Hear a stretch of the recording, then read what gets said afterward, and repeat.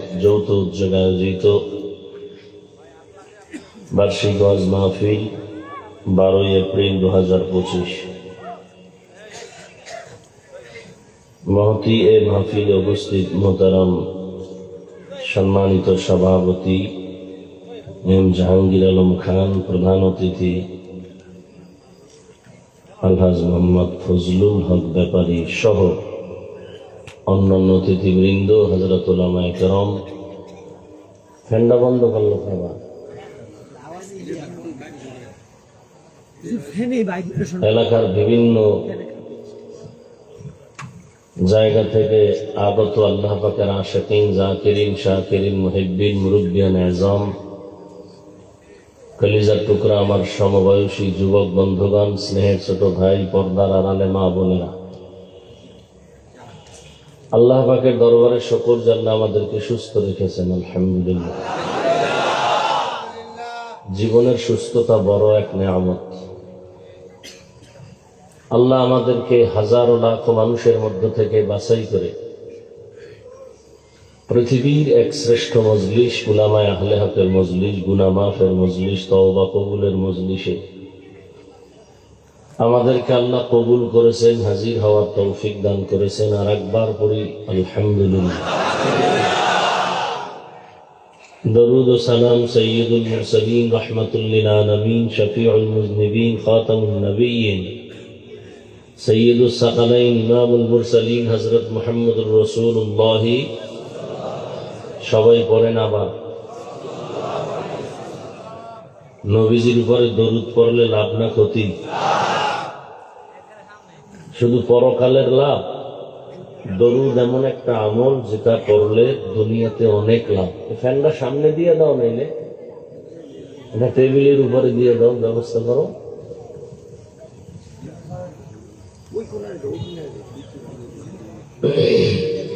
নিচে নামায় দাও।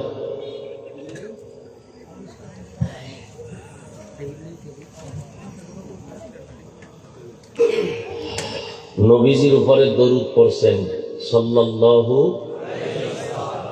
এই যে একবার পড়ছেন, সাথে সাথে 3টা পুরস্কার আল্লাহ দিয়ে দিয়েছেন। প্রথম পুরস্কার 10টা গুনাহ মাফ হয়ে গেছে।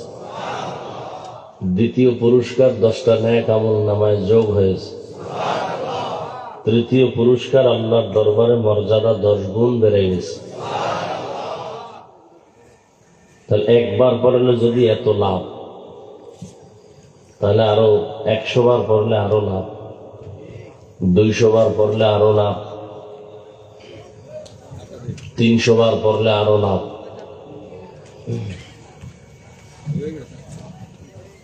তবে উলামায়ে কেরাম লিখেছেন কমপক্ষে 300 বার দরুদ পড়া উচিত প্রতিদিন।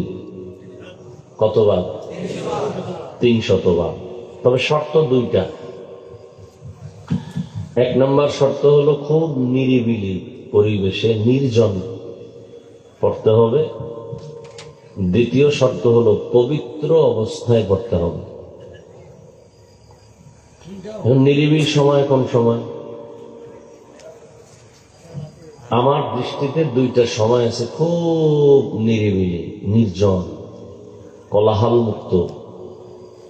একটা হলো ঘুমের আগে, আর একটা হলো ফজরের নামাজের পরে। এই 2 সময়ের কোন এক সময় কতবার দরুদ ওযু সহকারে বসে বসে পড়ে, সময় থাকলে নামাজের দরুদ, সময় কম হলে সংক্ষিপ্ত দরুদ পড়ে, ধ্যান ও খেয়ালের সাথে যদি পড়ে ওযু সহকারে কেউ বিছানায় ঘুমায়, কিবলার দিকে চেহারাটা ঘুরাইয়া ডান কাতে লাগাতার যদি আমলটা করে, ইনশাআল্লাহ দুনিয়া আখিরাতের ফায়দা তো আছেই, বিশেষ তার পুরস্কার ঘুমের মধ্যে রাসূলের সাথে মোলাকাত হয়ে যাবে।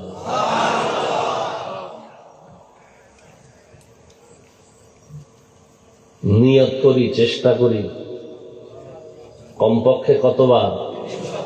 300 বার। আল্লাহর কাছে কি নিয়ে যাবেন? নিজের তো বড় বুজুর্গ মনে করেন, পীরের মুরিদ, তাবলীগের মানুষ, মক্কার হাজী, এই বুজুর্গি চলবে না, সব রিয়ায় ভরা, বহু ঝামেলা। আল্লাহ যদি জিজ্ঞেস করেন নিরপেক্ষ, নিরিবিলি, নিরঙ্কুশ একটা ছোট্ট আমল আমাকে দেখাও, যে আমলটার মধ্যে কোনো রিয়া নাই, শুধু আমার জন্যই করেছ, আল্লাহর কাছে কি পেশ করার মতো আছে? আমার জানা মতে কারো কাছে এরকম আমল আছে বলে মনে হয় না। নামাজ পড়ি, তেলাওয়াত করি, জিকির করি, পাগড়ি পরি, সুন্নত মানি, যাই মানি, লোক দেখানো, মানুষকে দেখাবার জন্য। আলহাজ না বললে মনে কষ্ট, এই হলো হাজি। মাওলানা না বললে মনে কষ্ট, বড় অক্ষরে নাম না লেখলে পোস্টারে মনে কষ্ট, আল্লামা না লেখলে ভালো লাগে না। এই জন্য আবু হুরায়রা রাদিয়াল্লাহু তাআলা আনহুর এক হাদিস আছে, বর্ণিত হাদিস, সহিহ হাদিস, যে হাদিসটা আবু হুরায়রা একজন সাহাবীকে শুনাইতে গিয়ে 3 বার বেহুশ হয়ে পড়েছিলেন।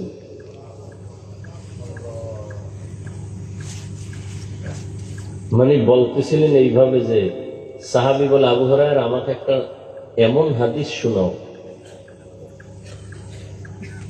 যেটা তোমাকে রাসূল একান্তে শুনেছে। আবু হুরায়রা বলেন, চলেন একটা নির্জন ঘরে যাই। ঘরে গেলেন, গিয়ে বললেন, এইরকম এক নির্জন ঘরে রাসূল আমাকে একটা হাদিস শুনিয়েছেন, আমি আর রাসূল ছাড়া কেউ ছিল না। এটা বইলেই বেহুশ হয়ে পড়ছে। আবার হুঁশে আসছেন,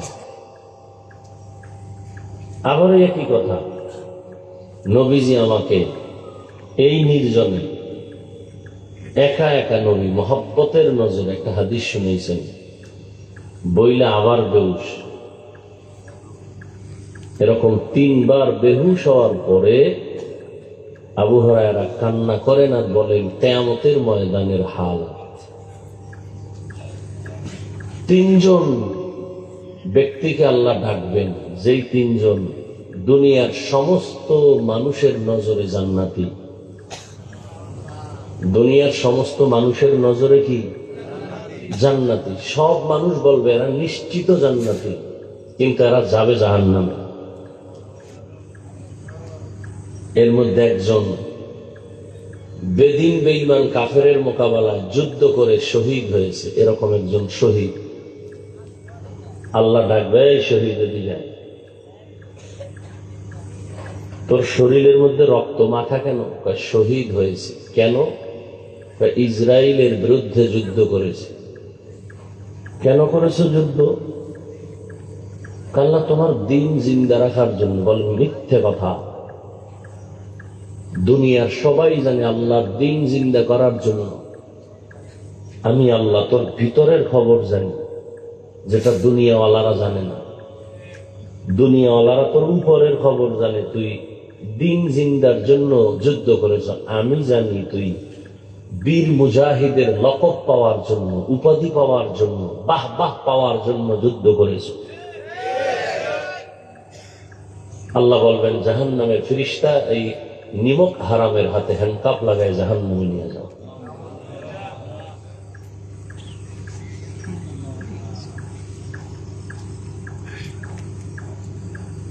এবার দেখবেন একজন দানবী মাদ্রাসা করে দিছে, মসজিদ করে দিছে, এলাকায় লাখ লাখ টাকার কাপড় দিছে জাকাতে। এবং দানবীর আছে না, যেই কাপড় অন টাইম। কি টাইম? অন টাইম বুঝেন তো? একবারের বেশি আর পরা যাবে না। তাও আমগো বউরও পড়তে পারবে না। যারা অর্ধুলঙ্গ চলে, নিজেরাই একটু খোলামেলা চলতে ভালোবাসে, এগো শরীরে মানাবে, আমাদের হুজুরদের ঘরের বউয়ের শরীরে মানাবে না।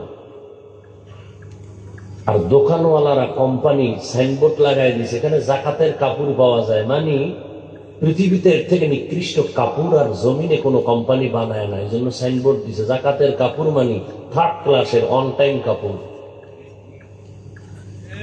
সব জায়গায় ধোঁকাবাজি, সব জায়গায় চালাকি। আল্লাহ বলবে দান করছো কেন? আল্লাহ তোমার মহব্বত পাওয়ার জন্য। বলে দুনিয়ার সবাই জানে তাই, আমি জানি ভিতরেরটা।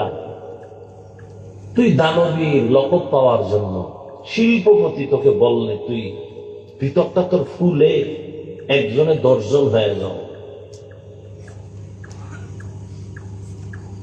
মসজিদে 20 লাখ টাকা দান করছো কেন? প্রধান অতিথি বানাইছে এই জন্য, না বানাইলে দিতি না। আমি জানি, মানুষে জানে না।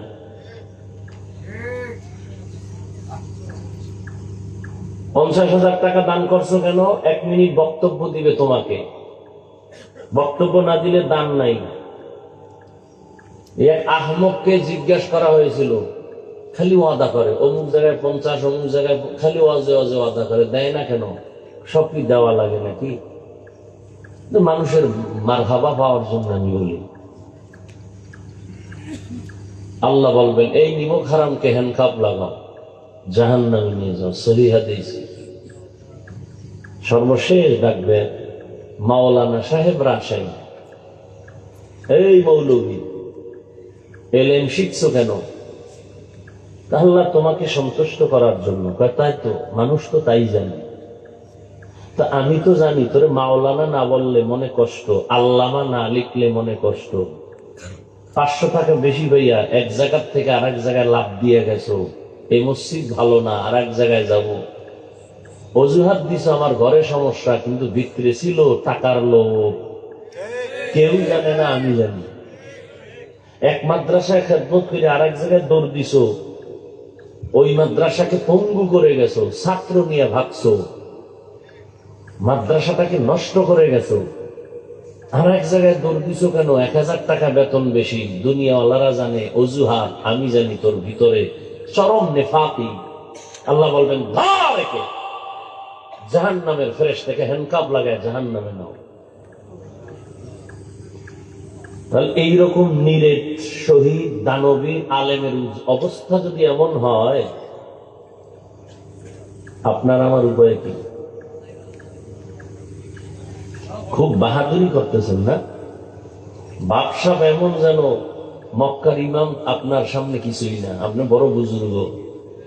অথচ আপনার যদি তলায় খবর লই, দেখা যাবে আপনি সিল্লা দিছেন, পীরের কাছে দৌড়াইছেন, হজ করছেন, মাইয়া বলা এখনো পর্দা করে না।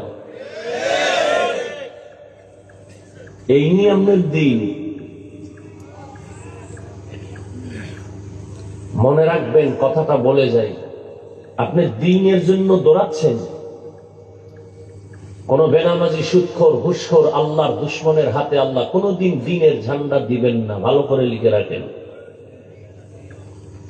কোনদিন রসুলের সুন্নত যারা মানে না, এদের হাতে ইসলামী পাওয়ার দিবেন না, ইসলামের ক্ষমতা দিবেন না, কোনদিন দিবেন না আমার আল্লাহ। অতএব নবীর সুন্নাত বাদ দিয়া, রসুলের আদর্শ বাদ দিয়া যদি কেউ ইসলাম চান, আপনি ধোঁকাবাজ। আপনার দ্বারা ইসলাম জমিনে কায়েম হবে না। আল্লাহ দিবেন না আপনার হাতে ইসলামের ঝান্ডা, কোনদিন দিবেন না। অতএব আপনার স্বপ্ন বৃথা। আপনি ইসলাম ইসলাম জবানে বলাটা, এটা উম্মতকে ধোঁকা দেওয়া ছাড়া কিছু নয়। পৃথিবীতে কোন বেঈমানের দ্বারা, কোন আল্লাহর দুশ্মনের দ্বারা, কোন রসুলের দুশ্মনের দ্বারা ইসলাম কায়েম হয় নাই। কিয়ামতের আগ মুহূর্ত পর্যন্ত হবে না। কোন সুদখোর আল্লাহর দুশ্মন, কতটা বড় দুশ্মন যে আল্লাহ নিজে 2 দল মানুষের সাথে যুদ্ধ করার ওয়াদা করেছেন। কঠিন হুকুম, আমি আল্লাহ নিজে 2 দল মানুষের সাথে যুদ্ধ করব। কতটা কঠিন কথা। কয় দল? 2 দল। এক দলের কথা আছে কোরআন শরীফে, আর এক দলের কথা আছে বুখারী শরীফে। কোরআনে বর্ণিত দলের নাম সুদখোর, বুখারী শরীফের দল, যেই দলটার সাথে আল্লাহ নিজে যুদ্ধ করবেন, ওই অভিশপ্ত দলটার নাম ওলিয়া উলিয়ার দুশ্মন। এই জমিনে যারা বলে আমরা পীর মানি না, ওলি মানি না, আউলিয়া মানি না, আল্লাহর জাতের কসম, এরা কোরআন মানে না, বুখারী মানে না, এরা ভণ্ড। এদের যারা ভণ্ড বলে না, তারাও ভণ্ড। আমার এই চ্যালেঞ্জ, পৃথিবীতে কোনো মায়ের সন্তান ধরার মতো সাহস নাই, বাংলাদেশ তো দূরের কথা। যারা বলে আমরা ওলিয়া উলিয়া মানি না, পীর মানি না, এরা কোরআন মানে না, বুখারী শরীফ মানে না, এরা ভণ্ড। কেমন ভণ্ড? এদের যারা ভণ্ড বলবে না, তারাও ভণ্ড। কথা অবিশ্বাস হয়, অবিশ্বাস যেন না হয়, এজন্য প্রথমে কসম করেছি, ওয়াল্লাহি আল্লাহর কসম। বিশ্বাসের ঘরে তালা লাগাই দিছি কসম খাইয়া। মনে করে না গাঞ্জা খাইয়া কথা বলছি, এত পাগল মনে করিয়েন না। বহু পাগলে পাগলামি করিয়া এখন পিছন দিকে দৌড়াচ্ছে। এ জমিনে সব পাগল, সব পাগল, ধান্দাবাজ আর চান্দাবাজ। আসল পাগল একমাত্র উলামায়ে কেরাম। বাংলাদেশের একটি জেলার নাম গোপালগঞ্জ। গোপালগঞ্জ একটি থানা আছে টুঙ্গিপাড়া। টুঙ্গিপাড়া থানার পাশে বাংলাদেশের রাজনৈতিক লাইনের একজন ব্যক্তি আছে, সবাই জানে। কিন্তু এর পাশেই একজন আধ্যাত্মিক রাহবার আছে, আল্লাহর প্রিয় বান্দা, নিরঙ্কুশ আল্লাহর প্রিয় বান্দা। কেমন বান্দা? আইয়ুব খানের মতো মাস্তানকে বলেছিল, আয় আইয়ুব খান, টাকা দিয়া গরু কিনা যায়, শামসুল হক ফরিদপুরীকে কিনা যায় না। পাকিস্তান পিরিয়ডে ইংলিশের লেকচারার ছিলেন তিনি। কলকাতা আলিয়া থেকে তিনি ডিগ্রিধারী।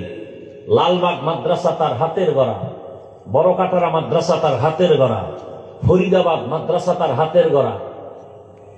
শেষ পর্যন্ত সমাধি তার গওহারডাঙ্গা মাদ্রাসায়। ওই এলাকায় সবাই জানে সদর সাহেব হুজুর। তিনি এক বয়ান লিখতে গিয়ে তিনি লিখছেন, পৃথিবীর প্রত্যেকটা মানুষ পাগল। কেউ টাকার পাগল, কেউ ক্ষমতার পাগল, কেউ চেয়ারের পাগল, কেউ নারীর পাগল, কেউ গাড়ির পাগল, কেউ সৌন্দর্যের পাগল, আর একদল পাগল শুধু আল্লাহর পাগল। যেই নারীর পাগল অল টাইম তার ফিকির আর জিকির নারী নারী নারী। যে বাড়ির পাগল সে অল টাইম তার অন্তরে ফিকির বাড়ি বাড়ি বাড়ি। যে ক্ষমতার ফিকির করে, ক্ষমতার পাগল, সে নামাজে দাঁড়াইয়াও ক্ষমতা। সে ওয়াজের প্যান্ডেলে আইসাও বক্তব্য দিয়া ক্ষমতা। বক্তা ওয়াজে বসে রাজনীতির ওয়াজ করতে পারবে না, তো রাজনীতির বক্তব্য চলে কেন ওয়াজের প্যান্ডেলে?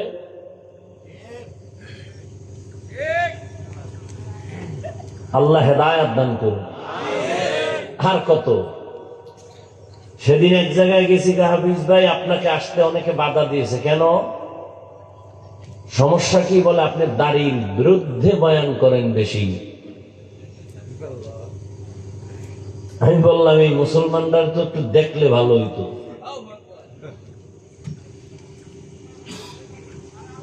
বয়ান উঠা বললাম, বাংলার জমিনে কেউ যদি ওয়াজ মাহফিলে বাধা দেয়, ওই জালেমের নাম ঠিকানাটা আমার হাতে দেন। ওই জালেমের বিরুদ্ধে নতুন করে আমি আবার আন্দোলন করব।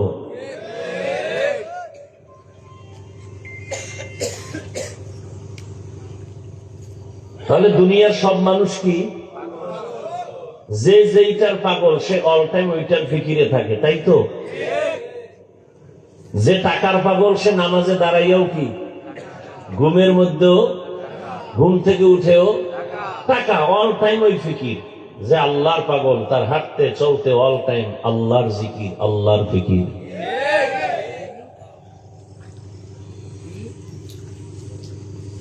আল্লাহ আমাদের সহি বুঝ দান করেন।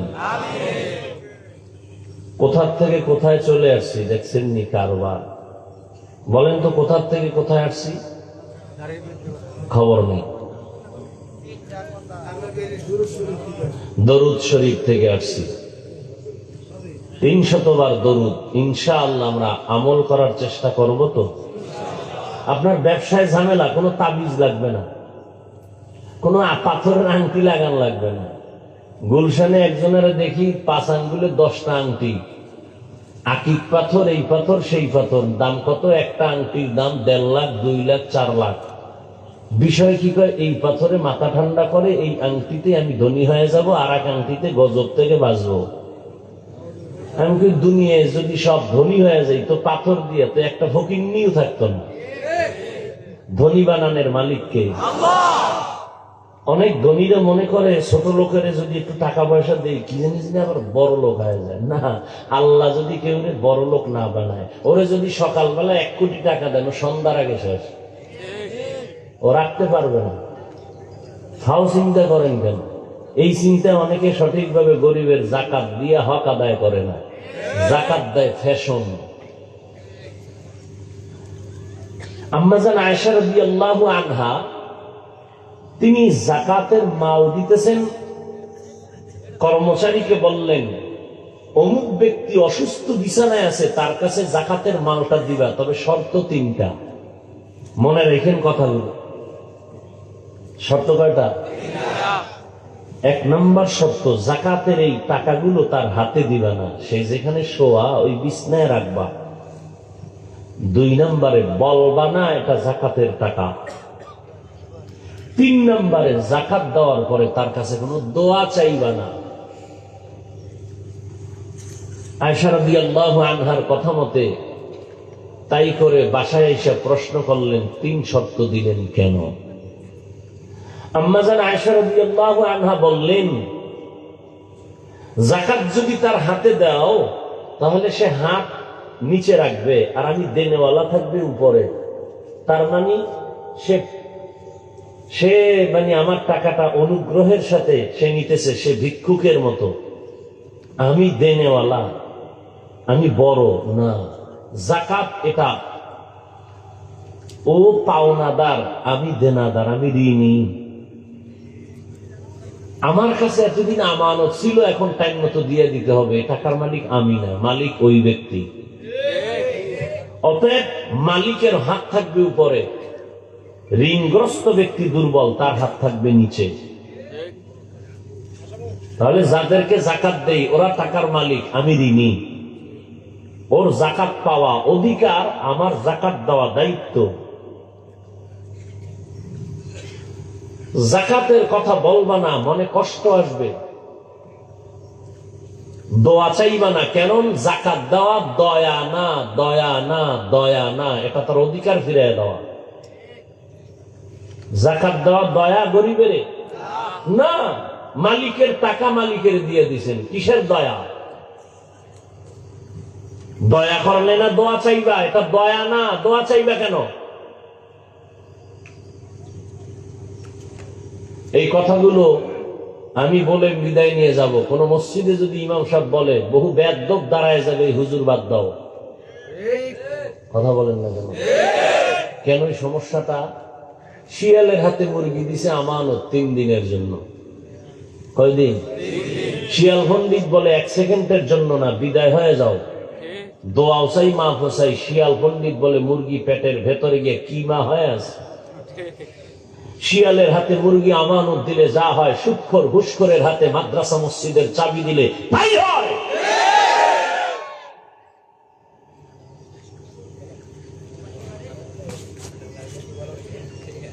ইমাম সাহেব নিরপেক্ষ থাকতে হবে, কোনো দল করা যাবে না। কেন? বলে মসজিদ মাথার মুকুট।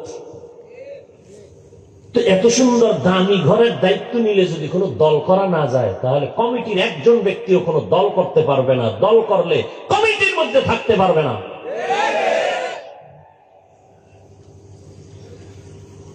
এই জন্য দুর্নীতিবাদ, চোর ডাকাতেরা ইসলাম চায় না, কারণ ওরা জানে ইসলাম আসলে দুর্নীতি বন্ধ, ইসলাম আসলে চাঁদাবাজি বন্ধ।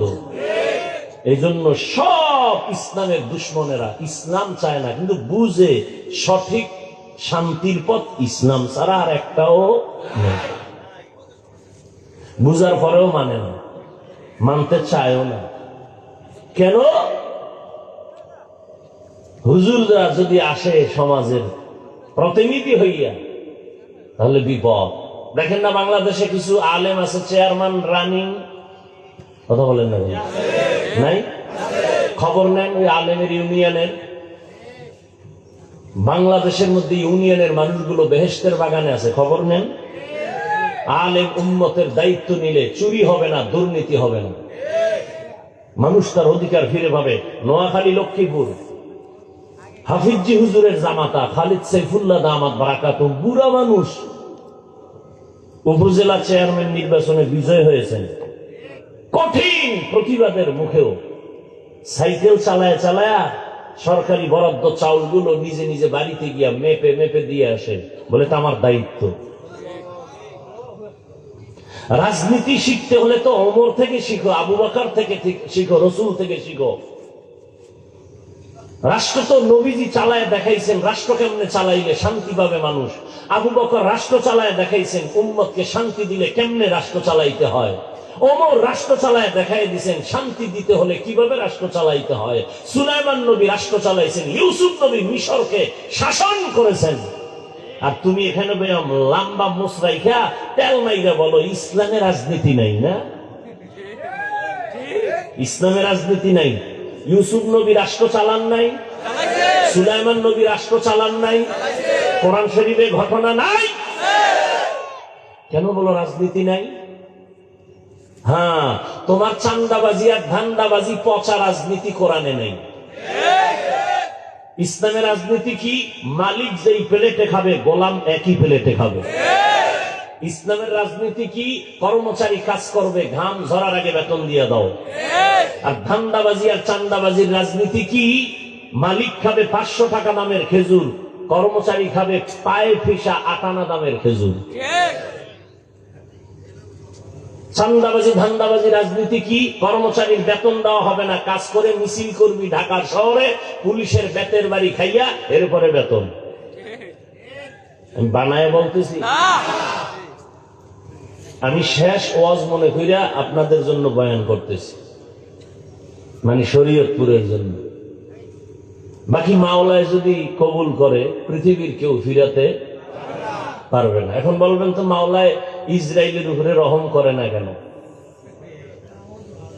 ফিলিস্তিনের মুসলমানের উপরে আল্লাহ রহমতের চাদর দেন না কেন? আকাম কম করেন বইয়া বইয়া। আল্লাহ যদি ধরে যে আকাম চলে ঘরে ঘরে, মোবাইলের জেনা, প্রত্যেকটা ঘরের মধ্যে মা বাবা মোবাইল চালায় জেনা করে, চোখের জেনা, কানের জেনা, হাতের জেনা, জবানের জেনা, অন্তরের জেনা। ছেলে এক রুমে মোবাইল চালায়, মেয়ে আর এক রুমে মোবাইল চালায়, এই পরিমাণ সারাটা রাত ঘরে ঘরে জেনা হয়। যদি মুহাম্মদের উম্মত না হইতা ঘুমের মধ্যে ঠাড়া পড়তো, ঠাড়া। দেখো নাই থাইল্যান্ডে কয়েকদিন আগে মায়ানমারে ভূমিকম্প, মিডিয়ারা বারবার সতর্ক করতেছে ঢাকার শহরে মাত্রাহীন ভূমিকম্প আসবে, সব ধ্বংস হয়ে যাবে। শরীয়তপুরের জন্য তারও বড় শিক্ষা, নড়িয়ার থানা জাগাত নদী ভেঙ্গে কোথায় যাইতেছে খবর আছে, এরপর আকাম বন্ধ নাই, সারা রাত মোবাইল, সারা। চেহারার অবস্থা কি? যুবকের চেহারা থাকবে উজ্জ্বল, চেহারা দিয়ে তাকাইলে লাগবে মায়া, অথচ এরা দেখতে দেখতে কার্টুন হয়ে গেছে। চেহারার মধ্যে কোনো নূর নাই, চেহারার মধ্যে কোনো আকর্ষণ নাই, চেহারার মধ্যে দেখলে কোনো মায়া নাই। তুমি শুধু আখেরাতের গুনাহ মনে করো কেন? বাদ দাও তোমার গুনার কথা, বাস্তবে দেখো। এই যে টাচ মোবাইল সারা রাত দেখো, চোখের পাওয়ার শেষ, কানের পাওয়ার শেষ, হার্ট দুর্বল, ব্রেন দুর্বল, কিডনি দুর্বল। তুমি বাঁচতে চাও বেশি দিন, কিন্তু হাতের মধ্যে অস্ত্র নিছো, মরণ অস্ত্র, দ্রুত মরে যাওয়া। গুগলে সার্চ দাও, টাচ মোবাইল দেখলে শরীরের অঙ্গের কি কি ক্ষতি হয় দেখো। ওখানে কোনো হুজুর নেই, সব টাইওয়ালা তোমাদের গডফাদার। চিকিৎসা বিজ্ঞানীরা ডিটেইলস লিখেছেন, টাচ মোবাইল দেখলে চোখের পাওয়ার থাকে না, হার্ট দুর্বল হয়, কিডনি দুর্বল হয়, এরপরে যৌবন তো নাই। ওই হারবাল কোম্পানি না থাকলে উপায় কি তুই জাতি? হাসো, লজ্জা থাকা উচিত। বিয়ে করিস না, বউয়ের হক আদায় করতে পারবি না। বউয়ের হক যদি আদায় না করতে পারো তো আর এক বিপদ, দুনিয়ার আদালতে আখেরাতে তো আছেই। এখন করবা কি করবা? নবী আর এক ঔষধ দিছে, রোজা রাখো। ওই ঔষধ খাও, ওই রোজার ঔষধ। কিছু চোরারা রোজা রাখে না কেন? কয় অসুস্থতা বেড়ে যাবে। অথচ দুনিয়ার সমস্ত চিকিৎসা বিজ্ঞানীরা থিওরি মানুষকে সাপ্লাই দিয়েছে কি? সুস্থ থাকার অপরিহার্য এক ঔষধের নাম রোজা। আর এই দুনিয়াদার নষ্ট মানুষগুলো রোজাকে বানাইছে রোগের কারণ, অথচ রোজা শরীরের কি? ঔষধ। এজন্য রাসূল শুধু রমাজান না, প্রতি সপ্তাহের সোমবার বৃহস্পতিবারে রোজা রাখতেন। 2 দিন খাবি, একদিন রোজা রেখে শরীরের খানার ব্যালেন্স ফিরে আসবে। এজন্য পৃথিবীর সব ডাক্তারেরা ডায়েট করো কেন? ডায়েট তো রাসূল দিয়ে দিয়েছে। কিসের ডায়েট করো? সব ডাক্তার ডায়েট করে, কম খাও, কম খাও, কম খাও, কম খাও, সকালে এই, দুপুরে এই, রাতে নাই। আর রাসূল ডায়েটের ঔষধ দিয়ে দিছে, রোজা রাখো, রোজা রাখো, রোজা রাখো। রোজা রাখলে এর থেকে আর বড় ডায়েট পৃথিবীর কোথাও নেই। ডায়াবেটিসের গোষ্ঠীও কাছে আসবে না, রোজা রাখো ঠিক মতো। এখন আবার যদি ওই বাঙালি তো আবার ভেজাইলা খাওয়ানোর পাগল চিন্তা করে, যদি রোজা রাখি তো সন্ধ্যা পর্যন্ত না খাওয়ার খাওয়ানটা সাহারিতে খাইয়া গলা পর্যন্ত উঠায়, যে সারাদিন তো না খাওয়া। এরপরে আবার 3 পেট লয়ে আবার ইফতারির সময় 10 জনার খানা একা খাবে, মনে মনে ইস্তেগফার করে যে 10 জনার ফেলে 2 জন উঠলে তো 2টা ফেলে আমি পাই।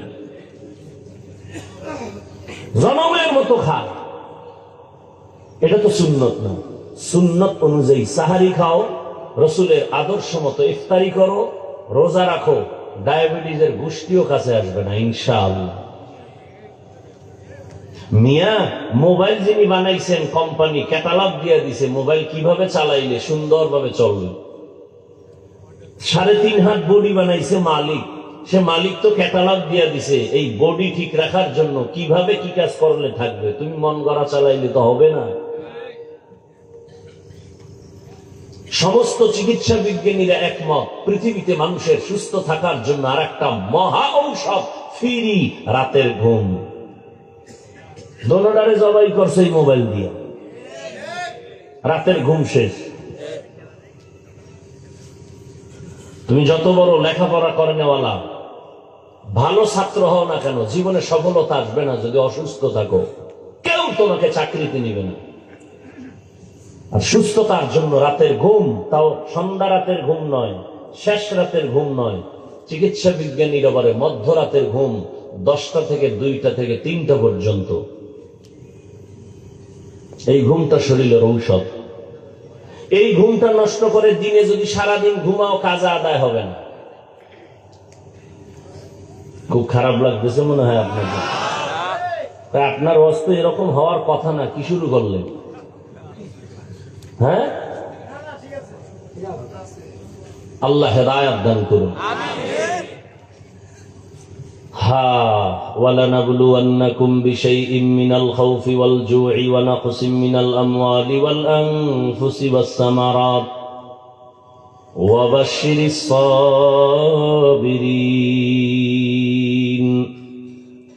আল্লাহ তাআলা বলেন, আমি দুনিয়ার মানুষ যারা তোমাদেরকে পরীক্ষা করবই করব। ও মুমিন, পরীক্ষা করতে গিয়ে আমি আল্লাহ তোমাকে প্রথমে যেই জিনিস দিয়ে পরীক্ষা করব তার নাম ভয়। দ্বিতীয় আরেকটা জিনিস দিয়ে তোমাকে পরীক্ষা করব, ক্ষুধা। তৃতীয় তোমার সম্পদের ঘাটতি। চতুর্থ জানের ঘাটতি। পঞ্চম তোমার ফলের ঘাটতি দিয়া। 5টা জিনিসের দ্বারা আমি তোমাকে পরীক্ষা করব দুনিয়াতে। পাশ করার জন্য একটা মেডিসিন লাগবে, মেডিসিনের নাম হলো ধৈর্য। রহমতের নবী বলেন, মাইয়ুরিদিল্লাহু বিহি খাইরান ইউসিব মিন।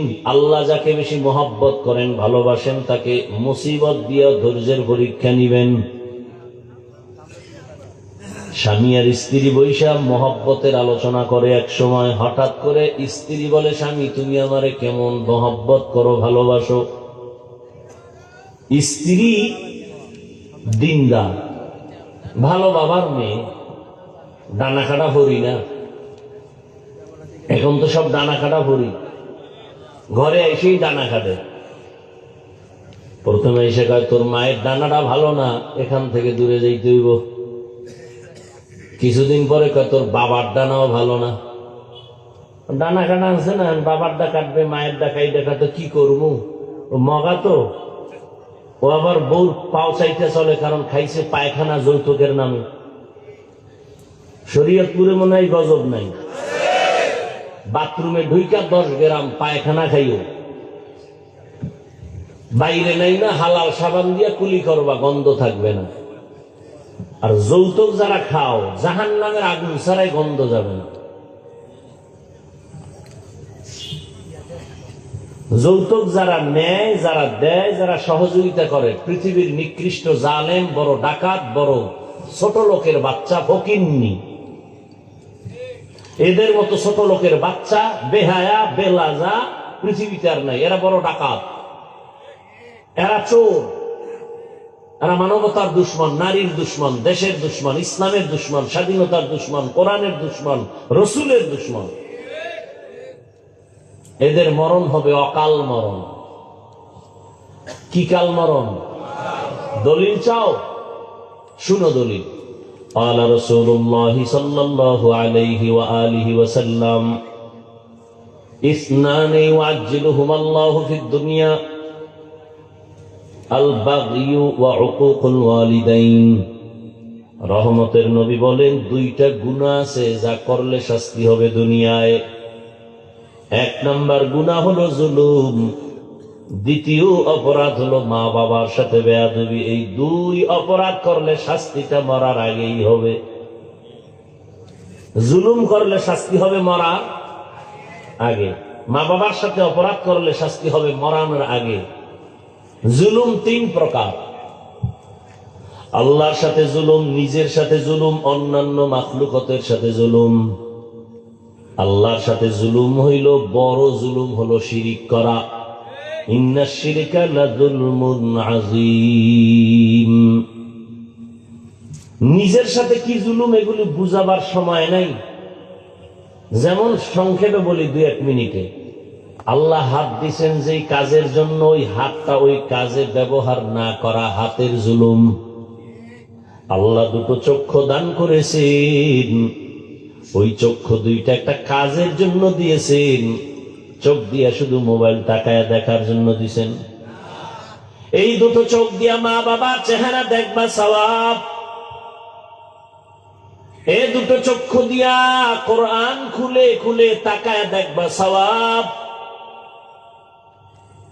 এই 2 চক্ষু দিয়া আলেমের দিকে তাকাইবা সওয়াব। এই 2টো চক্ষু দিয়া তুমি বাইতুল্লাহর দিকে তাকায় থাকবা সওয়াব।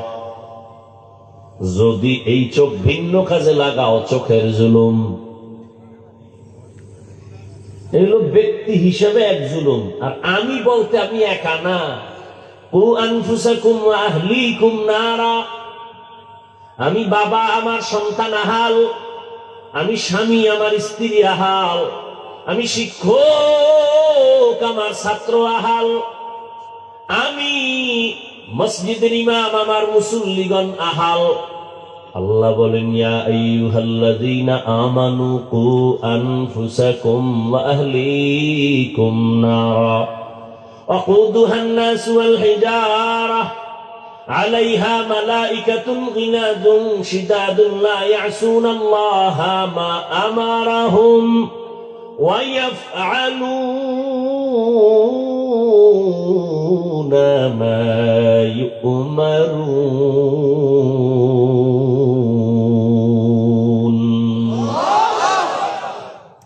আল্লাহ বলেন, হে মুমিন, জাহান্নাম থেকে নিজেকে বাঁচাও, তোমার আহালকে বাঁচাও। বাবা হইয়া থাকলে তুমি জাহান্নাম থেকে বাঁচো, তোমার সন্তান আহালকেও বাঁচাও। স্বামী, তুমি জাহান্নাম থেকে নিজেকে বাঁচাও, তারপরে তোমার আহাল স্ত্রীকে বাঁচাও। ইমাম সাহেব, জাহান্নাম থেকে নিজেকে আগে বাঁচাবেন, তারপরে আপনার আহাল মুসল্লিদেরকেও বাঁচাবেন। শিক্ষক, আপনি জাহান্নাম থেকে আগে নিজেকে বাঁচাবেন, ছাত্র আহালকেও জাহান্নাম থেকে বাঁচাবেন। নিজে বাঁচছেন, আহালকে বাঁচান নাই, জান্নাত পাওয়া যাবে না। বড় কঠিন। তাহলে নিজের সাথে জুলুম, তার মানে আমার ব্যক্তির সাথে জুলুম, ছেলের যেইভাবে ছেলেটাকে চালাইতে আল্লাহ বলছেন ওইভাবে না চালানো, ছেলের উপরে জুলুম। স্ত্রীকে যেইভাবে আল্লাহ চালাইতে বলছেন নবীর আদর্শ মতে ওইভাবে যদি না চালাইতো স্ত্রীর উপরে জুলুম।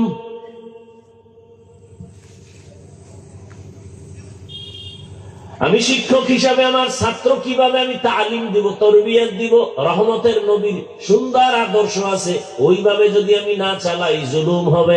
ছাত্র অন্যায় করছে, একটা ধমকের, খুব খেয়াল করেন, ছাত্র অপরাধ করেছে শুধু একটা ধমক দেওয়ার মতো, বেতের বাড়ি দেওয়া জুলুম। আবার বেতের বাড়ির মতো অন্যায় করছে, কয় বেতের বাড়ি? কয় একটা। একটা যে দিবা তার ওজন হবে কত? বড় কঠিন। ছাত্র অন্যায় করছে, একটা বেতের বাড়ি খাওয়ার মতো অন্যায়। তো বেতের বাড়িটা যে দিবা, বেতের বাড়িটার ওজন কত হবে? 5 কেজি, 1 কেজি, আধা কেজি? বড় কঠিন। ছাত্রর যদি বেতের বাড়ির অবস্থা হয় মাত্র 10 গ্রাম, আমি যদি আধা কেজি ওজনের একটা বাড়ি মারি জুলুম। ছাত্র অপরাধ করেছে, আধা কেজি ওজনের একটা বাড়ি খাবে, আমি 1 কেজির বড় বোঝা নিয়ে যদি জোরে বাড়ি মারি জুলুম। আবার সেই বাড়িটা বা সেই থাপ্পড়টা আল্লাহর বানানো চেহারার মধ্যে দেওয়া যাবে না, দিলে জুলুম। কারণ কোন ব্যক্তির চেহারা আঘাত করা যাবে না, জায়েজ নাই, হারাম। স্ত্রীকে শাসন করো, চেহারার মধ্যে আঘাত করো বা না, হারাম। সন্তানকে শাসন করো, চেহারায় আঘাত করো বা না, হারাম। ছাত্রকে শাসন করো, চেহারা আঘাত করো বা না, হারাম। বুঝেননি কথা? হরকে দারত খৌফে হকদার দিল মদাম জন্নতুল মাওয়াদ ও রামকাম। কর্মচারী আছে অনেক, মালিকের ঘরে মহিলা কাজ করে, ছেলেরা কাজ করে, দোকানে কর্মচারী আছে না? অন্যায় করছে একটা ধমকে, তাকে একটা গালি দিছ জুলুম। অন্যায় করছে একটা বেতের বাড়ির 2 বেতের বাড়ি দিছ জুলুম। জান্নাত পাওয়া খুবই সহজ, আবার খুবই কঠিন। আল্লাহর হুকুম মতো চললে, নবীর আদর্শ মেনে চললে কোনো বিপদ নাই। অজান্তে 2-1টা হয়ে গেলে আল্লাহ অগ্রিম ক্ষমা করে দিবেন। এটা মুহাম্মদের উম্মত হিসাবে ফ্যাসিলিটি, এটা অন্য কোন নবীর উম্মতের নাই। এই কষ্ট হইতেছে আপনাদের? ভাইরা আমার, স্বামী আর স্ত্রী মোহাব্বতের আলোচনা করতে গিয়া স্ত্রী বলতেছে, স্বামী আমার, আমাকে কেমন ভালোবাসো? মনে আছে না? নুজহাতুল মাজালিস নামক কিতাবে ধৈর্যের বয়ানে ঘটনাটা আছে। 2-1টা কিসসা কাহিনী না শুনাইলে হয়? এই কথা বল না কেন? কারণ আপনারা তো বাংলাদেশে আমারে নিয়ে নাচানাচি কম করে না। হাফিজুর রহমান তো কিসসা কাহিনীর ওয়াজ করে, কি হবে তার ওয়াজ শুনে? এরকম বলনেওয়ালা আশিক রাসূল নাই? এই মেসেজ দিয়া জাতিকে কি বুঝাইতে চাও? যে আমরা কিচ্ছা কাহিনীর ওয়াজ করি না, তো তুমি কোন জগতের ওয়াজ করো? পৃথিবীতে শ্রেষ্ঠ কিচ্ছা কাহিনীর কিতাবের নাম কোরআন। আলেম ওলামারা খুব হুঁশ থাকলে বলেন, ভুল হলে এখানে ধরায় দিবেন, কানে ধরে উঠবস করব। তুফান তো জীবনটার উপরে কম যায় নাই। মায়ের পেট থেকে আসছি এমন অবস্থায় যে ঘরে খানা নেই, কষ্ট সেখান থেকে শুরু। কাপড় দিতে পারে না, মশারি দিতে পারে না। 3 জন মানুষ শুইতে যেই পরিমাণ জায়গা, ঠিক অতটুকু একটা ঘর, খেজুর পাতার উপরে ছাউনি। আমার মনে আছে এগুলো, খেজুর পাতার ছাউনি আর পাটখড়ি আছে না, ওটি দিয়ে 4 বেড়া। আমাদের দেশে বেড়া কয়, কি কয়? ভিতরে জায়গা শুধু আব্বা আম্মা আর আমি, বাচ্চা। সেখান থেকে আসলো আবার লেখাপড়ার জীবনের কষ্ট, সেখান থেকে ময়দানে নামছে আবার আরেক জ্বালা, ভিতরের জ্বালা বাইরের জ্বালা, আমার বউ নিয়া মাইয়া ভোলা নিয়া জ্বালাইতে আর কম জ্বালায় না। কিন্তু মা বাবার দোয়া আছে আর আলেম ওলামা পীর বুজুর্গের নেক দোয়া আছে বিদায় সব মাস্তান কাইতুইয়া শুয়া রইছে, আর আমি বান্দা এখনো আল্লাহর মহব্বতে সম্মানের সাথে বসে আছি, আলহামদুলিল্লাহ। কিচ্ছা কাহিনী শ্রেষ্ঠ কিতাবের নাম কোরআন শরীফ। তুমি জাতিকে কেন বলো কিচ্ছা কাহিনীর ওয়াজ করি না? 2000 আয়াত আছে শুধু কিচ্ছা কাহিনী, কিচ্ছা কাহিনী। কোরআন শরীফ দাও, আমি ধরে ধরে দেখাই যাই। কয় হাজার আয়াতে আছে কিচ্ছা কাহিনী? তোমার খবর আছে তলার? এবার আলেমরা একটু আমাকে বুঝাই দিবেন খালি ইশারা দিয়া। কোরআন শরীফে গরুর কিচ্ছা নাই, বাঘের কিচ্ছা নাই, ব্যাঙের কিচ্ছা নাই, মাছির কিচ্ছা নাই, মশার কিচ্ছা নাই, হাতির কিচ্ছা নাই। কেন বলে এই নিমক হারামরা কিচ্ছা কাহিনী বলি না? দ্বিতীয় শ্রেষ্ঠ কিচ্ছা কাহিনীর কিতাবের নাম হাদিস। হ্যাঁ, এখন তোমার একটা প্রশ্ন, যারা অতি চালাক কইব আমরা তো এডি বলি না, তো কি বলছো? ওই যে তোমরা পিরাউলিয়ার কথা কও, বাপ দাদার ঘটনা কও, এডি বলছি। হ্যাঁ, আমরা বাপ দাদার ঘটনা বলি, আমগো বাপ দাদারা এমন যাদের ঘটনা শুনাইলে মানুষ কাঁদে, নামাজি হয়। চরমনায় সৈয়দ সাক রহমাতুল্লাহ আলাইহি, তার পীর উজানির ইব্রাহিম, তার পীর ভারতের রশিদ আহমদ গঙ্গুহি, তার পীর হাজী এমদাদুল্লাহ মুহাজির মক্কি, তার পীর নূর মোহাম্মদ জানজানবী। কে রশিদ আহমদ গঙ্গুহি জানো? 22 বছর পরে একবার তাকবীরুল উঠে গেছে, এমন কাদা কাঁদছেন, সন্তান মরণেও এত কাঁদেন না। আমরা এদের কাহিনী বলি, আমরা তো সোনাবন্ধের গান গাই না। তুমগো বাপদাদাটা বলতে পারবা না, কারণ তুমগো বাপদাদার কথা বললেও বলার মতো কিছু নাই, সে আমল নাই, আর জাতীয় সে ঘটনা গ্রহণ করবে না। উজানির কারি ইব্রাহিম কে? সে রশিদ আহমদ গঙ্গুহির হাতে গড়া সন্তান, নোয়াখালীর সন্তান। নোয়াখালী বাবায় টাকার বালিশ বানায় ঘুমায়, আর ইব্রাহিম টাকা লাথি মেরে চলে গেছে দেওবন্দে। এসে চাঁদপুর জেলার কচুয়া থানায় এসে হিন্দুদের মালিকানার জমিন কিনছে 22 বিঘা, সব জঙ্গল। সাফ করতে গিয়ে ভেতরে দেখে একটা গম্বুজের ভেতরে বাঘ তার বাচ্চাকে দুধ দেয়। কারি ইব্রাহিম কয়, বাঘ বনিয়ে দমারছে, তোর গন্তব্যে তুই চলে যা। বলতে দেরি, বাঘ তার বাচ্চাটা কাঁধে নিয়ে কুমিল্লা থেকে লাকসাম রোডে যাইতে লালমাই পাহাড় আছে, সেখানে চলে গেছে। তুমি বলবে এটা কেমনে সম্ভব? আমার মাওলার কুদরতে সম্ভব। তুমি আরো সহজে বুঝতে চাও? হ্যাঁ, বুঝতে চাইলে বুঝানো যায়, কিন্তু যদি পেঁচ লাগাইতে চাও তো তোমাকে বুঝাতে আমি রাজি না, কারণ তোমার কপাল খারাপ। আর কপাল যদি কারো খারাপ হয়, আমি হাফিজুর রহমান কেন, মক্কা মদিনার ইমাম কেন, স্বয়ং রসুলের বয়ানও কপাল খুলে না। এরকম বেঈমান আছে না নাই কপাল ভরা? রসুলের বয়ানও। কে সে রসুল? যার চেহারাটার দিকে একবার তাকাইলেই জাহান্নামের আগুন হারাম। কেমন রহমতের নবী আমার, যেই রহমতের নবীর চেহারার দিকে একবার তাকাইলেই 7 দিনের পেটে ক্ষুধা থাকে না। কেমন রহমতের নবী আমার, যে রসুল দুনিয়াতে এসে জীবনে একটা মিথ্যা কথা বলেন নাই। কেমন হাজারো গালি নবী শুনছেন, একটা গালির জবাবও দেন নাই।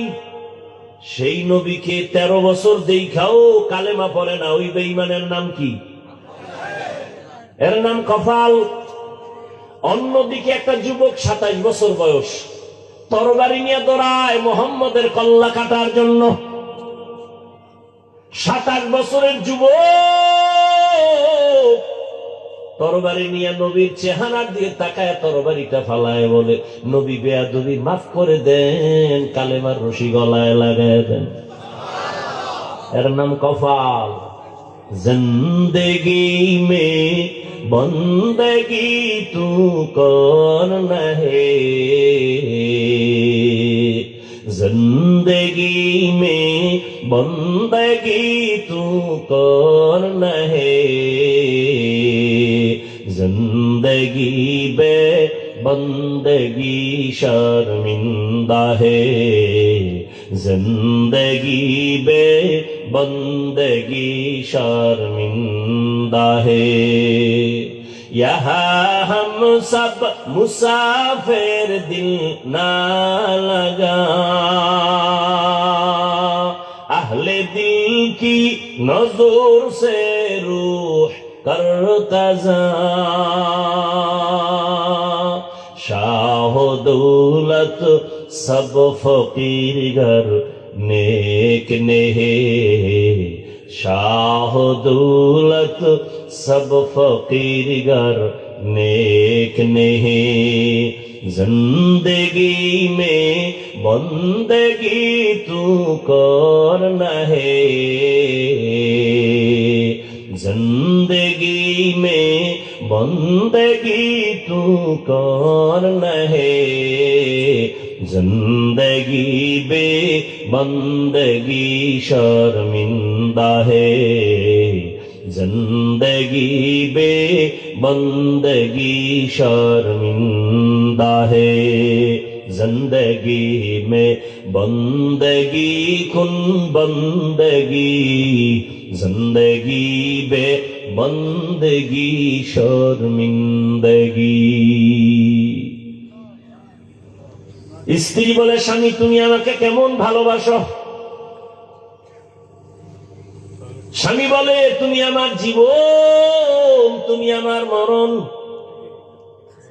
তুমি ছাড়া আমার কিছুই নাই, তুমি আমার জীবনের সব, যা চাইবা তাই পাইবা, চাহিবা মাত্র আমি দিতে বাধ্য। খেয়াল করিয়েন কিন্তু, স্ত্রী কয়ে যা চাবো তাই দিবা? কাহা? বলে সত্য। বলে সত্য। কসম? কসম। স্ত্রী তো দিনদার, স্বামীকে একটু এই সুযোগে এক চান্স একটু পরীক্ষায় ফেললেন। স্ত্রী বলে, তুমি আমাকে যা চাবো তাই দিবা? কাহা? তাই দেবো। বলে তালাক দাও। কি দাও? আমাকে 3 তালাক দাও। স্বামী বলে, কল্লা ফেলে দিব, এটা আমার দ্বারা সম্ভব না। কি বললা? বলে, তুমি ওয়াদা করেছো, কসম করেছো, যা চাইবো তাই দিবা, তালাক দাও। বলে, এটা কি কোনো কথা? বলে, না, ওয়াদা করেছো, দিতেই হবে, দাও। মৃদু তর্ক যখন শুরু হয়ে গেল, দুজনের সমাধানের জন্য জমানার নবীর দরবারে রওনা। রাস্তার মাঝে গিয়ে স্বামী বেচারা রাস্তায় পড়ে গিয়ে পা ভেঙে গেছে, চিৎকার দেয়, কান্না করে, আমাকে বাঁচাও। স্ত্রী হাতটা ধরে বলে, নবীর দরবারে যাওয়ার প্রয়োজন নাই, চলো বাড়ি চলো। বাড়ির মধ্যে গিয়া স্বামীকে বলে, যেই তালাক চাইছিলাম আমি আমার কথাটাকে উড্ড করে নিলাম, বেয়াদবি মাফ করো। স্বামীকে চাইলি কেন? চাওয়ার পরে আবার উড্ড করলি কেন? এবার স্ত্রী ডাক দিয়া বলে, তুমি নবীর হাদিস শুনছো না? কি? বলে, নবী বলছেন, মান ইউরিদিল্লাহু বিহি খাইরান ইউসিব মিন। আল্লাহর নবী বলেন, যাকে আল্লাহ বেশি আদর করেন, ভালোবাসেন, তাকে আল্লাহ মুসিবত দিয়া পরীক্ষা নেন। আমি আমার আব্বা আম্মার ঘর বাড়ি চাইরা তোমার ঘরে সংসার করি, এত বছরে কোনো মুসিবত দেখি না, তোমার মধ্যে কান্নাকাটি নাই।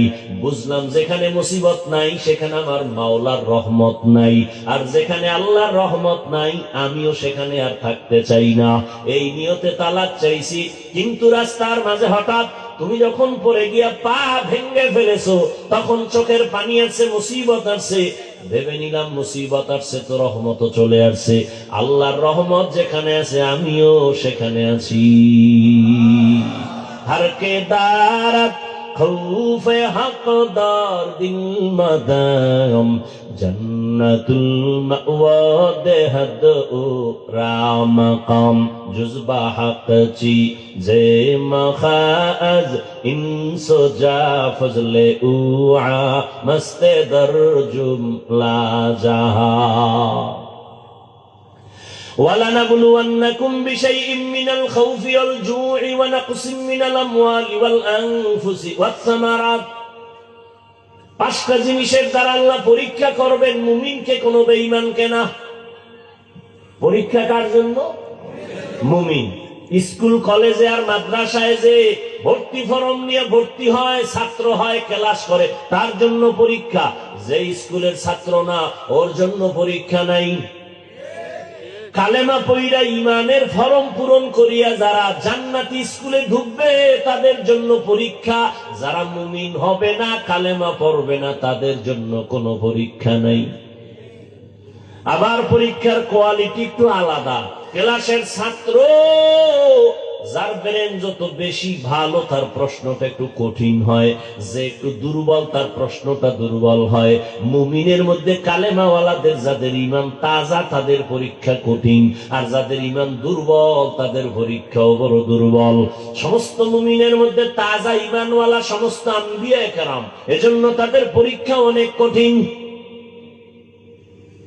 আদম আলাইহিস সালামের পরীক্ষা কত কঠিন!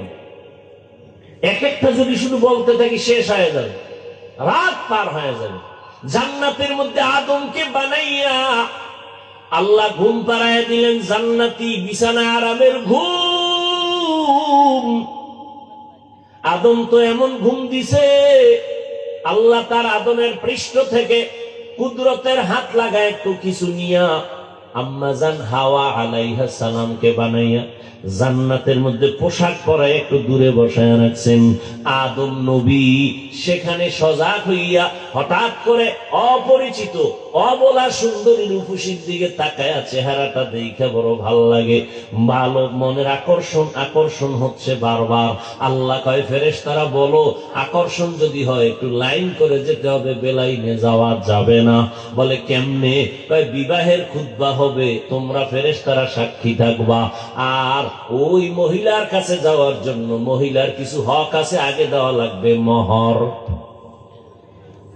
খুতবা হয়ে গেল, ফেরেশতা সাক্ষী, মোহর দেবে কি দিয়া?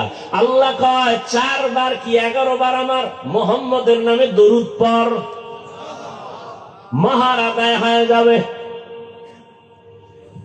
ভাইরা আমার, এবার স্বামী আর স্ত্রী দুজন চলছে জান্নাতের বাড়ি। আল্লাহ কাইয়া আদম উসকুন আনতা ওয়া যাওজুকাল জান্নাহ ওয়া কুলা মিনহা রাগাদান হাইসু শিতুমা ওয়া লা তাকরাবা হাযিহিশ শাজারাতা ফাতাকুনা মিনাজ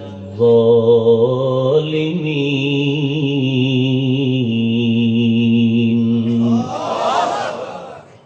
জান্নাতে থাকো, মনে যা চায় খাও। এখানে অনেক কথা, তবে সতর্কবাণী, ওই গাছের কাছে যাইবা না, গাছের কাছে যাইবা না। মনে যা চায় সব খাও, সব খাও, সব খাও।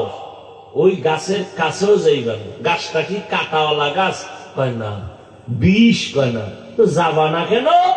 কয় গাছের ফলটা খুব মজাদার। তো নিষেধ করলেন কেন আমার আল্লাহ? আসলে ওই গাছটাকে নিষেধ করার মানি আদমকে ওখানে না যাওয়া উদ্দেশ্য না।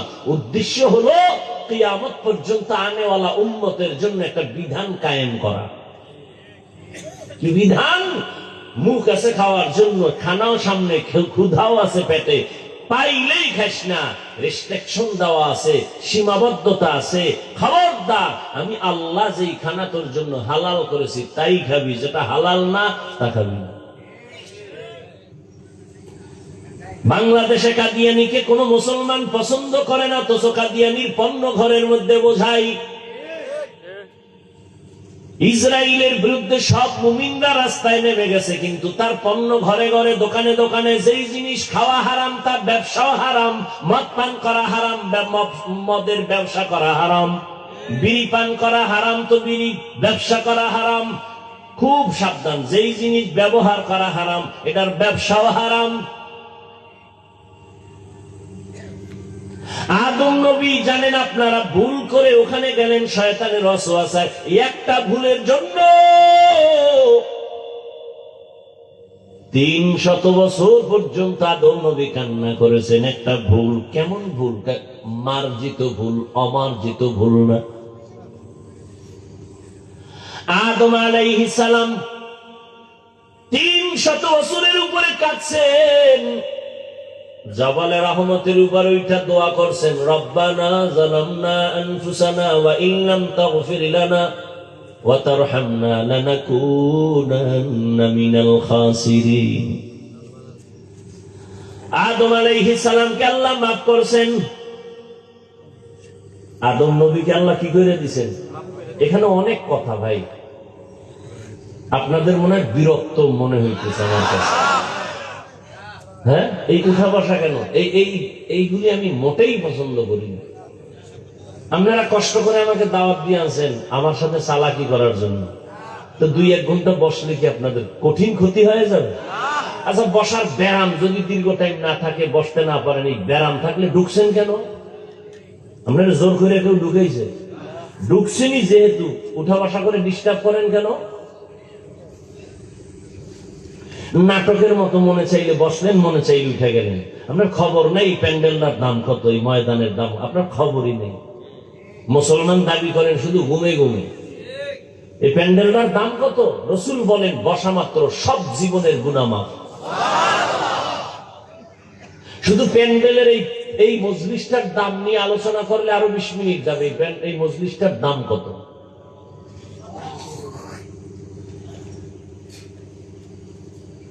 কি কথা বলতেছিলাম ভাই?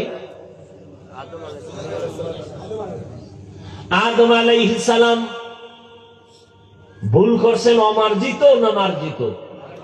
মার্জিত ভুল মানি সে নিজে মনে করেছে ভুল, কিন্তু আল্লাহর আদালতে কিনা ভুল না। এই ভুল কি ভুল? যেমন আমরা রোজার মাসে অনেকে দেখবেন যারা নতুন রোজাদার, ভুলে অনেকে রোজা রেখে ঘুম থেকে উঠা, গ্রাম্য মানুষ তো পান্তা না খাইলে কলিজা ঠান্ডা হয় না, ও যে নতুন রোজাদার তো টের পায় না, ঘুমের তুইটা নিজে নিজে লইয়া কাঁচামরিচ 3 প্লেট পান্তা নাই, পানির 1 গ্লাস খাইতে গিয়া মুখে দিয়ে হঠাৎ করে জিহ্বা কামড় দিছে, আমি না রোজাদার, ওদিকে 3 প্লেট শেষ। রোজা আছে? কথা কন। এই যে খাইলো, কোন ভুল? মার্জিত ভুল। বান্দা মনে করে ভুল, আল্লাহর আদালতে ভুল না। ঠিক আদম নবীর ভুলটা এমনই, কিন্তু এরপরও 300 বছর কাঁদলেন এক ভুলে, জাবালে রহমতে উঠলেন, দোয়া করলেন, কিন্তু এখনো অন্তর সাফ হয় নাই আদম নবীর। কিয়ামতের দিনও সহিহ হাদিস, আদম নবী কাঁদবেন, নূহ নবী কাঁদবেন, ইব্রাহিম নবী কাঁদবেন, ঈসা নবী কাঁদবেন, মূসা নবী কান্না করবেন হাসরের ময়দানে। উম্মতেরা বলবেন, হে আদম, একটু সুপারিশ করেন জান্নাতে যাওয়ার জন্য, সূর্যের গরম সহ্য করতে পারি না। আদম বলবে, যাও, আমি আল্লাহর কাছে কিভাবে সুপারিশ করব? নিষিদ্ধ গাছের কাছে যায় তো একটা ভেজাল লাগাইছি, না জানি আমার আজ কি উপায় হয়, আমি আমার চিন্তায় আছি, আমি করার জন্য সুপারিশ করতে পারবো না। 300 বছর কাইন্দাও কিয়ামতের হালাত যদি এমন হয়, একটু চিন্তা করেন কিসের পেছনে দৌড়ান। وَلَنَبْلُوَنَّكُمْ بِشَيْءٍ مِّنَ الْخَوْفِ وَالْجُوعِ وَنَقْصٍ مِّنَ الْأَمْوَالِ وَالْأَنفُسِ وَالثَّمَرَاتِ। মুমিনের জন্য দুনিয়াটা পরীক্ষার হল। পরীক্ষার হলের মধ্যে ঢোকার পরে কেউ প্রশ্নের উত্তর সঠিক লেখে, কেউ বেঠিক লেখে, কোনো বাধা দেওয়া হয় না, সবার জন্য সমান সময় দেওয়া হয়। কেন? পরীক্ষার হল স্বাধীনতার জায়গা, বাধা দেওয়ার নিয়ম নেই। প্রশ্নের উত্তর যে উল্টা পাল্টা লেখে তাকেও যেমন বাধা দেয় না, যে সঠিক লেখে তাকেও কেউ বাহ দেয় না। কারণ এখানে বাধা দেওয়া যাবে না, উৎসাহ দেওয়া যাবে না। ফলাফলের বেলায় বের হয়ে যাবে কে পুরস্কার পাবে, কে তিরস্কার পাবে। দুনিয়াটা পরীক্ষার হল, স্বাধীন। মসজিদের দরজা খোলা, মন্দিরের দরজা খোলা, কোন দিকে তুমি ঢুকবা তোমার পরীক্ষা চলতেছে। তুমি মন্দিরেও যদি ঢুইকা শুনতে চাইয়া বলো ভগবান কও, আমরা আল্লাহ কই, কথা তো একই। আল্লাহ তোমারে ধইরা ফেলবে না। মসজিদে গিয়ে যদি আল্লাহর কাছে গুনাহ মাফ চাও, আল্লাহ তোমাকে বাধাও দিবে না। কেন? পরীক্ষার হল। তুমি গুনাহ করলেও আল্লাহ ধরবেন না। তুমি যদি বান্দা অন্যায় না করিয়া আল্লাহর হুকুম মানো, তোমাকে আল্লাহ পাক আসমান বরাবর সম্মান দিবেন, তাও না।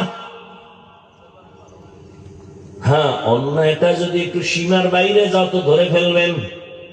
যেমন পরীক্ষার হলের মধ্যে ছেলে মেয়ে প্রশ্নপত্রের জবাব লিখতেছে পেপারে, লিখতে লিখতে কেউ বাধা দেয় না, উল্টো পাল্টা লেখে। কেউ বাধা দিবে? দেয় না। হঠাৎ কইরা ম্যাজিস্ট্রেটের নজরে পড়ছে জুতার ভিতরে বইয়ের ফিরিস্তা বের করে করে নকল করে, এবার ধরবেনি? সীমা লঙ্ঘন করছে, এখন আর ছাড়া নাই।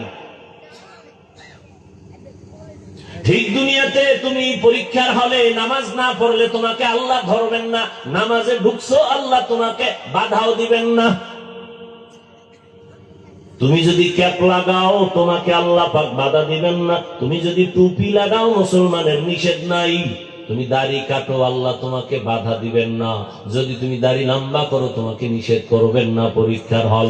কিন্তু যদি অন্যায়ের একটা সীমার বাইরে গিয়ে যদি আমার আল্লাহরে গালি দাও, কোরআনের বিরোধিতা করো, ইসলামের বিরুদ্ধে মারাত্মক কোন অন্যায় করে ফেলো, মরার আগেই আমার আল্লাহ তোমাকে ধরে ফেলবেন, মরার আগেই ধরে ফেলবেন।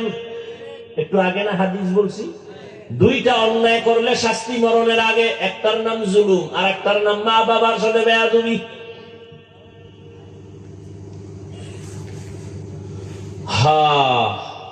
পাঁচটা জিনিসের দ্বারা আল্লাহ পরীক্ষা করবেন। প্রথমটার নাম ভয়, দ্বিতীয়টার নাম ক্ষুধা, তৃতীয়টার নাম সম্পদের ঘাটতি, চতুর্থ পরীক্ষা হবে জানের ঘাটতি, জীবনের ঘাটতি, পঞ্চম পরীক্ষা হবে ফলের ঘাটতি। চার মাযহাবের চার ইমামের এক ইমাম হলেন ইমাম শাফিঈ রাহমাতুল্লাহ আলাইহি। তিনি এখানে ব্যাখ্যা করেছেন আল্লাহর ভয় মানে এখানে আল্লাহর ভয়, আল্লাহর ভয়ের পরীক্ষা হবে। আবার দুনিয়ারও কিছু ভয় দিয়ে মানুষের পরীক্ষা হয়। যেমন আপনি যদি এখন নামাজ পড়েন, রোজা রাখেন, আপনার চাকরি চলে যাবে, দাড়ি রাখলে আপনার চাকরি থাকবে না। পরশুদিন এক যুবক কান্না করে, আমারে জড়াইয়া ধরছে স্টেজ থেকে নামার সময়, হুজুর দোয়া করেন, আমি আর্মির চাকরি ছেড়ে দিয়েছি, দাড়ি রাখতে দিবেন এই জন্য চাকরি ছেড়ে দিয়েছি, আল্লাহ যেন আমাকে হালাল ভাবে একটা চাকরির ব্যবস্থা করে দেন। আমি বললাম ভয় পেও না, রিজিকের মালিক কে? ভয় পাইও না, পিপিলিকার খানা কে দেন? জঙ্গলের হাজারো প্রাণীর খানা কে দেন? উড়ন্ত পাখি সারাদিন উড়তে থাকে, পেট ভরে বাসায় আসে, ওর পেট কে ভরায় দেন? নদীর মধ্যে হাজারো কোটি ধরনের মাছ কে খাওয়ায়? ওরা দামি না আমরা দামি?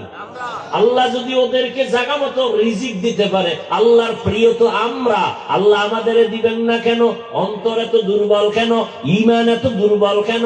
তুমি কুত্তার মতো দৌড়াও কেন? জিহ্বা বের করে দিছো কেন? আল্লাহর দেওয়া খানাটা হালাল ভাবে খাইবা না।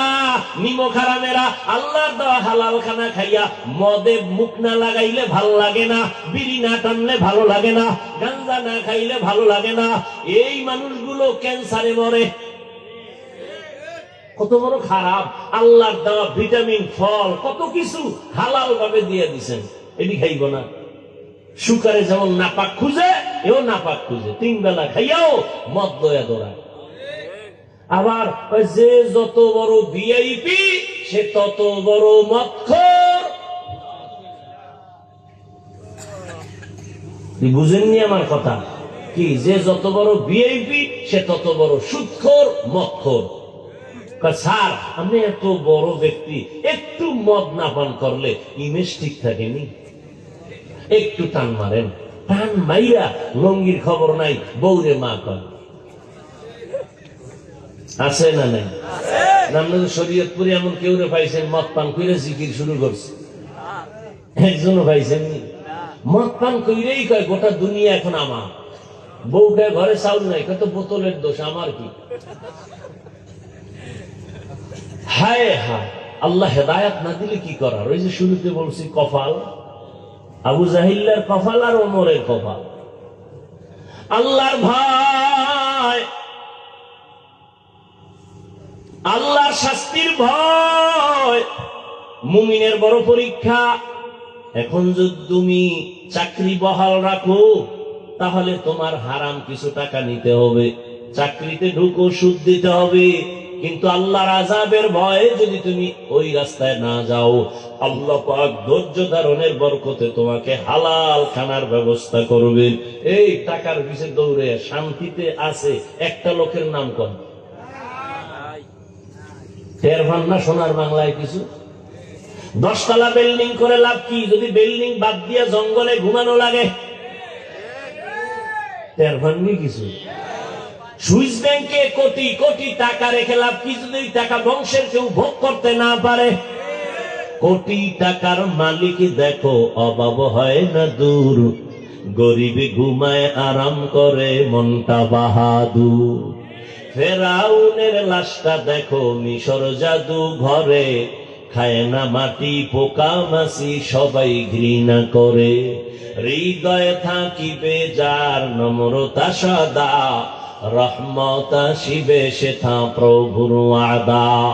বড়র বড়াই থাকলে দিলে রহমত আসবে না, নিজেকে নিজে ছোট মনে করিও সাদা। উঁচু জমিন থেকে পানি নিচু জমিনে যায়, তেমনি খোদার রহমত আসে নম্রতার হৃদয়।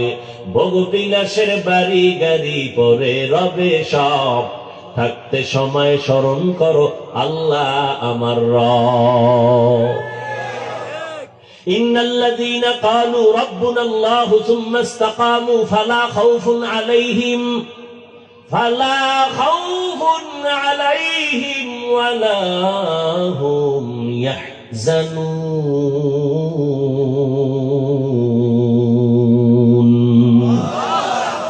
যেই বান্দা বলে আমার রবকে, এবং রবের কথার উপরে নিজে মজবুত থাকে, আল্লাহ বলেন ফালা খাউফুন ফিল আখিরাহ ওয়ালা হুম ইয়াহজানুনা ফিদ দুনিয়া, দুনিয়ায় কোনো পেরেশানি নাই, আখিরাতে ভয় নাই, আমি কুদরতের দ্বারা তোকে বিনা হিসাবে জান্নাত দিয়া দিব। আতিনা ফি দারে দুনিয়া না হাসান, আতিনা ফি দারে উকবা না হাসান, ইয়া গিয়াসাল মুস্তাগীসিন ইহদিনা লিফতিখারা বিল উলুমি ওয়াল গিনা। আরেকটু সামনে আগাবো। পাস পরীক্ষার প্রথমটা কি? কার ভয়? আল্লাহর ভয়। যে ওমর রহমতের নবীর গর্দান কাটার জন্য তরবারি নিয়ে দৌড়ায়, ওই ওমর নবীর হাতে হাত লাগাইয়া এমন পাওয়ারওয়ালা হয়ে গেলেন, ওমর এখন যেই পথ দিয়ে চলে শয়তান ওই পথে আর আসে না। আমি কি মিথ্যা বললাম? একটু চিন্তা করেন তো 1 মিনিট। যে শয়তান আল্লাহর সামনে চ্যালেঞ্জ দিছে আদম রে সেজদা দিবে, সেই শয়তান ওমরের দেখলে দৌড়। বুঝেন যে ওমর কেমন বেডা। একটা যুবক ছেলে মদের বোতল নিয়ে রাস্তা দিয়ে হাঁটে, হঠাৎ করে তাকায় দেখে অপর মাথায় ওমর। ওর ভেতরে কম্পন শুরু হয়ে গেছে, দৌড়ও দিতে পারে না। ওমরের চোখ লাগিয়ে গেছে, ওমরের হাতে তরবারি, কথার আগেই ভিড়া।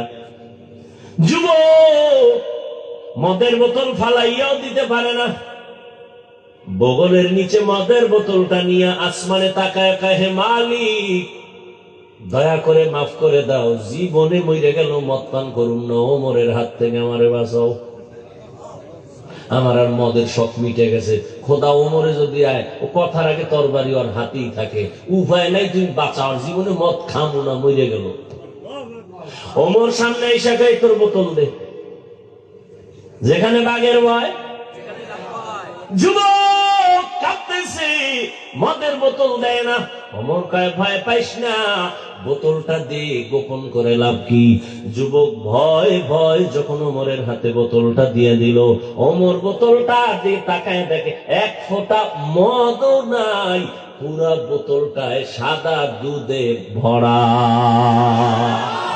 হরকেদার খৌফে হকদার দিল মদম, জন্নতুল মাওয়া দেহদ ও রামকা। কেমন ওমর?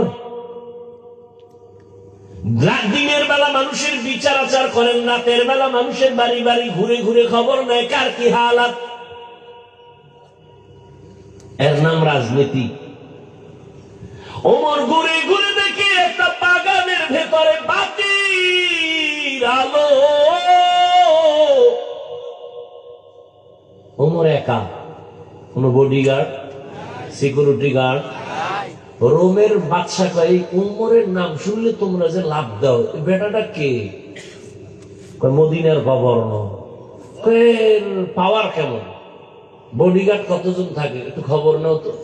গোয়েন্দা বিভাগের লোকেরা খবর নিয়ে কয় স্রেফ একা একা চলে, বন্দুক আছে নিকো, কিচ্ছু নেই। তাই মারো না কেন? মেরে ফেলো, পুরস্কার দিন, যাও। লোক লাগাই দিছে, একজন খা আমি ধরো, তরবারি নিয়ে রেডি। সুযোগ পাইলেই ওমরের মারবে। খুঁজতে খুঁজতে খবর পাইছে, হ্যাঁ ওমর আজকে একা। তো একাই, একেবারে মানুষ যেখানে নাই সেই জঙ্গলের পাশে পাহাড়ের পাদদেশে একটা খোলা ময়দানে ডান হাতের বালিশ বানাই ওমর ঘুমান একা। এই সুযোগ হাতছাড়া করা যাবে না, দৌড়। বিশাল ময়দানের পাশে ঠিকই ওমর ডান হাতের বালিশ বানায় ঘুমায়। ও তরবারিটা নিয়ে এবার মাঠের মধ্যে ঢুকতেছে। এক কদম দুই কদম সামনে দেয়, আবার দাঁড়ায়, কেমন যেন ভিতরে একটু ভয় ভয় কাজ করে। আবার সামনে যায়, আবার দাঁড়ায়, ভয়। আবার সামনে কদম দেয়, আবার দাঁড়ায়, ভয়। এভাবে করতে করতে করতে করতে হঠাৎ ওমরের প্রায় কিনারায় আর 10-12 কদম দিলে মনে হয় কিনারায় চলে যাবে, স্বপ্ন সাকসেস হবে। কিন্তু না, আল্লাহর কুদরত। ওই লোকটা যুবক যখন তরবারি নিয়ে কাছাকাছি গেল, তাকায় দেখে ওমর একা ঘুমায় না, জঙ্গলের একটা বাঘ ওমরের পাহারা দেয়। এ দেখে ভয় পাইছে না, ভয়ের ঠেলায় দৌড় দিবে, কই তরবারি ফিরে গেছে। ওমর তাকাইছে, তাকায় দেখি অচেনা যুবক। এই যুবক দাঁড়াও, ওই তো নাইছো। ভুল হয়ে গেছে, ভুল। আর তোর ভয় নেই, কি খবর? কথা মা বেয়াদবি মাফ করে দেন, আমাকে কালেমা পড়ায় দেন। এই ওমর দেখে বাগানের ভিতরে কি জ্বলে গেছেন, ভুলে গেছেন। ওমর একা একা যায় কাছে দাঁড়াইছে, দেখে একটা ছোট ঘর, ভিতরে মহিলার আওয়াজ। মা তার কন্যা মেয়েটাকে বলে, কালকে দুধ বিক্রি করবি, গাভীর দুধ পানি বেশি দিস। কে কয়? মা মেয়েরে কয়। ওমর গোপনে দাঁড়ানো। মেয়ে কয়, মা ওমর যদি টের পায় কল্লা ফেলে দিবে। আম্মা জান কয়, এ কন্যা ওমর দেখবে না।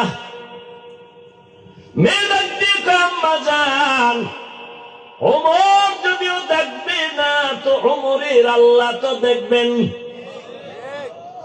ওমর কই? ওমরে ফারুক রাদিয়াল্লাহু আনহু এতটুকু শুনে চলে গেলেন। পরের দিন আদালতে বৈশা মা মেয়েকে ডাকালেন। তারা তো কাঁপতেছে, ওমর ডাকছে মানে ফাঁসি। ভয়। সুন্দর চাদর বিছাইয়া পর্দা রক্ষা করে আপ্যায়ন করালেন আর বললেন, আম্মা জান আল্লাহর শুকর, আমি ওমরের খেলাফত সময় এত সুন্দর ফ্যামিলি জমিনে আছে। আপনার কপাল চাঁদ কপাল, একটা স্বর্ণের টুকরা মুক্তা পাইছেন আপনার মেয়েকে। আল্লাহর ভয় এত পরিমাণ তার অন্তরে, এমন মেয়ে পাইছেন আপনি, ধন্য মা। আমি ওমরের একটু কথা মানবেননি, শুনবেননি বলে বলেন। বলে, আপনার মেয়ে যদি আপনি আলহামদুলিল্লাহ বলেন, আপনার মেয়েটাকে আমি ওমরের ছেলের জন্য বিবাহে নিতে চাই। মহিলা কি বলবে? হবে না? খুশি, আল্লাহর শুকর। খলিফাতুল মুসলিমিনের ছেলের কাছে আমার মেয়ে চলে যাবে, আমার কপাল আরো ধন্য। বিবাহ হয়ে গেল। ওমরের সন্তানের ঘরে মেয়েটা গেল। এমন এক আল্লাহর দেয়া মুক্তার সম্পদ, এই মেয়ের গর্বের ধারায় আসছে আর একটা চাঁদের আলো, ওমর ইবনে আব্দুল আজিজ। ওমর ইবনে আব্দুল আজিজ আকাশের আর এক তারকার নাম। জমিনটাকে স্বর্ণ বানায় দিয়ে গেছেন ওমর ইবনে আব্দুল আজিজ। এরে আল্লাহর গোলাম, এটা আল্লাহর দেয়া সম্মান। টাকা দিয়েও কিন্তু সম্মান কিনা যায়, যায় না? কি কয় যায় না? আপনাকে খবরই নেই। চেয়ারম্যানে চেয়ারে বইছে, আপনাকে টাকা দিয়ে বইছে না? তো টাকা দিয়ে কিনছে, আর আপনারাও সেই পায়খানা খাইছেন ভোটের আগের রাইতে, খাইছেন না? কি আজিব! এই জন্য আমি মাঝে মাঝে বলি, আপনি কত বড় পীরের মুরিদ, আপনি কত বড় তাবলীগওয়ালা, আপনি কত বড় হজ করনেওয়ালা হাজি, টের পাওয়া যায় আপনার ইমানের পার্সেন্ট কত মাইয়া ভোলার বিয়ার সময়। রাত্র 12টার সময় মসজিদের ইমাম সাহেব বাইর হইছে, কিও কই এলাকার নাম কি?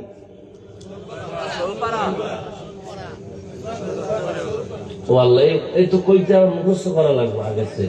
যাই হোক, ইমাম সাহেব বাইরে ধুম ধুম, কি ভূমিকম্প হইল নি, পাশে হাজী সাহেবের বাড়ি। কেউ হাজী সাহেব আওয়াজ হয় কি, ঘুম পারতেছি না, জমিন কাঁপতেছে।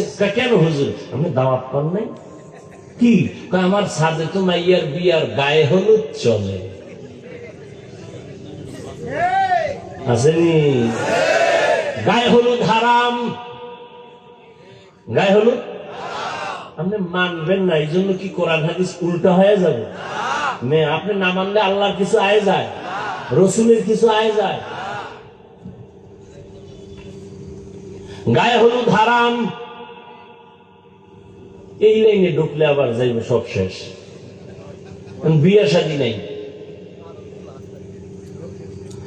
হায় হায় হায়! আর যৌতুক কি? যেমন তেমন যৌতুক। মাইয়া নু আগে বিদেশ যাওয়ার ভিসা দিবিনি। একটার একদিন ধরে কইছিলাম, এই তুই যে বিদেশ যাওয়ার ভিসা চাইলি হরু বাড়িতে, তুই কি একা যাবি না বউ লয়ে যাবি? না না না, সিঙ্গেল। ডবলের এখন সময়। তো বউ কি করবি? রেখে যাবো। পাহারা দিবে কে? আমার ছোট ভাই। হ্যাঁ, সে মনে হয় যেন আমি বানায় আসমান থেকে কইছি। এই আকাম চলেনি। ঘুমের মধ্যে ঠাডা পড়তো, শুধু মুহাম্মদের উম্মত হওয়ার কারণে আল্লাহ দেয় না। ইমামুল আউয়ালিনাল আখিরিন বাহরে সাদকা রাহমাতাল লিল আলামিন সাইয়্যিদুল কাউনাইন খাতমুল মুরসালিন আখিরামত বুদে ফখরুল আউয়ালিন।